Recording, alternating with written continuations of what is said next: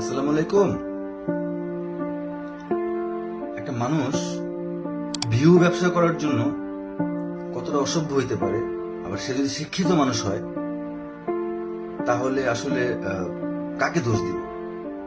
মানে এটা সমাধান কোথায়? একটা ভিডিও দেখাই, এরপর কথা বলতেছি। আপনি কি মানুষ নাকি গরু ছাগল? আপনি নারী নাকি পুরুষ? পুরুষ। আচ্ছা, আপনি বড় হয়ে কি হতে চান? কাজ করে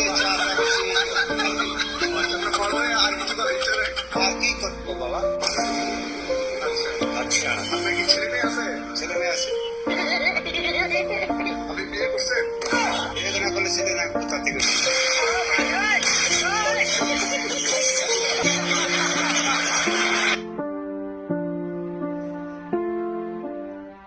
কি বুঝলেন?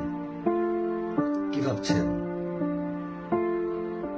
কন্টেন্টটা অনেক সুন্দর হয়েছে, অনেক ফানি হয়েছে, অনেক রিচ হয়েছে। আপনাকে ভিউ ব্যবসা করলেন, আর এই ব্যবসাতে বাংলা ভাষায় বলি মগা বানাইছেন হয়েছে লোকটাকে, যে লোকটা আপনার বাবার সমতুল্য।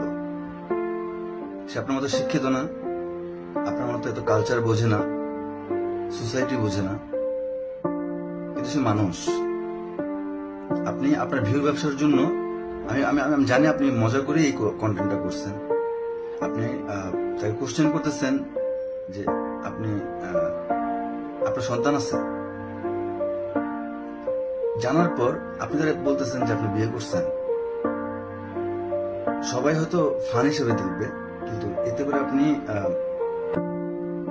যে অসভ্য, মানে আমরা যে অসভ্য হয়ে যাচ্ছি, আমরা যে অসভ্য জাতি হিসেবে আসলে নিজেদের প্রেজেন্ট করতেছি। শিক্ষাগত যোগ্যতা অর্জন করার পর আমরা অসভ্য জাতি হিসেবে নিজেদেরকে তৈরি করতেছি। এইটার একটা জাস্ট সামান্য নিদর্শন হচ্ছে এটা, যাকে আপনি হাস্য তামাশার পার্সন বানাইলেন। সে এবং আপনি দুজনেই সৃষ্টির সেরা জীব, আশরাফুল মাখলুকাত। আপনি তাকে তাকে নিয়ে মস্করা করছেন আর কি। Sad, very sad. আল্লাহ তাআলা আপনাকে হিদায়াত দান করুন। ভালো থাকবেন। আসসালামু আলাইকুম।